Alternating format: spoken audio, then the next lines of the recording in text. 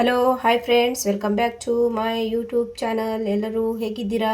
ಇವತ್ತು ನಾನು ನಿಮಗೆ ಹೇಳಿಕೊಡುವೆ ಒಂದು ತುಂಬ ಸಿಂಪಲ್ ಆದರೆ ಎಷ್ಟು ಸಾರಿ ಮಾಡಿದರೂ ಬೇಸರವಾಗದ ಹೆಸರು ಕಾಳಿನ ಗೊಜ್ಜು ಅಥವಾ ಹೆಸರು ಕಾಳಿನ ಸಾರು.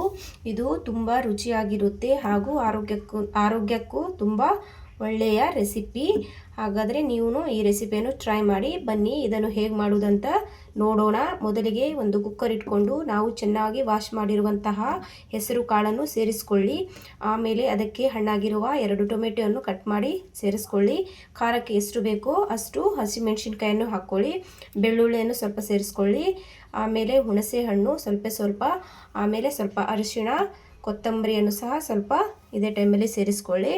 ಆಮೇಲೆ ಉಪ್ಪು, ಸ್ವಲ್ಪ ಜೀರಿಗೆ, ಇವೆಲ್ಲವನ್ನು ಸೇರಿಸ್ಕೊಂಡು ನಿಮಗೆ ಯಾವ ರೀತಿ ಎಷ್ಟು ಬೇಯುವುದಕ್ಕೆ ಎಷ್ಟು ನೀರು ಬೇಕು ಅಷ್ಟು ನೀರು ನೋಡಿಕೊಂಡು ಹಾಕ್ಕೊಳ್ಳಿ. ಹಾಗೂ ಈ ಟೈಮ್ನಲ್ಲಿ ನೀವು ಇದಕ್ಕೆ ಸ್ವಲ್ಪ ಎಣ್ಣೆ, ಅಡಿಗೆ ಎಣ್ಣೆಯನ್ನು ಒಂದೇ 1 ಟೇಬಲ್ ಸ್ಪೂನ್ ಅಡಿಗೆ ಎಣ್ಣೆನೂ ಹಾಕ್ಕೊಳ್ಳಿ. ಯಾಕಂದರೆ ಸ್ವಲ್ಪ ಬೇಗ ಹೆಸರು ಕಾಳು ಬೇಯುತ್ತೆ ಅಂತ ನಾನಿಲ್ಲಿ ಹಾಕ್ಕೊಳ್ತಾ ಇದ್ದೇನೆ. ಆಮೇಲೆ ಕುಕ್ಕರ್ ಲಿಡ್ ಮುಚ್ಚಿ ಗ್ಯಾಸ್ ಚಾಲು ಮಾಡಿ ಕುಕ್ಕರನ್ನು ಗ್ಯಾಸ್ ಮೇಲೆ ಇಟ್ಟು ಅದನ್ನು ಬೇಯುವುದಕ್ಕೆ ಬಿಡಿ. ಸುಮಾರು 4 ರಿಂದ 5 ವಿಸಲ್ ಆದರೆ ಸಾಕು. ನೋಡಿ, ಈ ರೆಸಿಪಿ ತುಂಬ ಈಸಿ. ಯಾಕಂದರೆ ನಾವು ಎಲ್ಲವನ್ನು ಒಂದೇ ಸಾರಿ ಹಾಕಿ ಇಡ್ತೇವಲ್ಲ, ಹಾಗಾಗಿ ಇದು ತುಂಬ ಈಸಿ.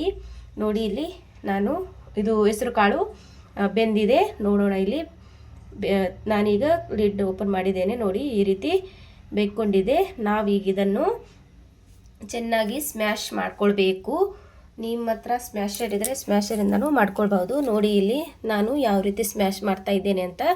ಇದೇ ರೀತಿ ನೀವು ಸಹ ಕಾಲಿನ ಸಹಾಯದಿಂದ, ಬಿಸಿ ಇರುತ್ತೆ ಅಲ್ವಾ ಕುಕ್ಕರ್, ಹಾಗಾಗಿ ನಾನು ಈ ರೀತಿ ಮಾಡ್ಕೊಳ್ತಿದ್ದೇನೆ.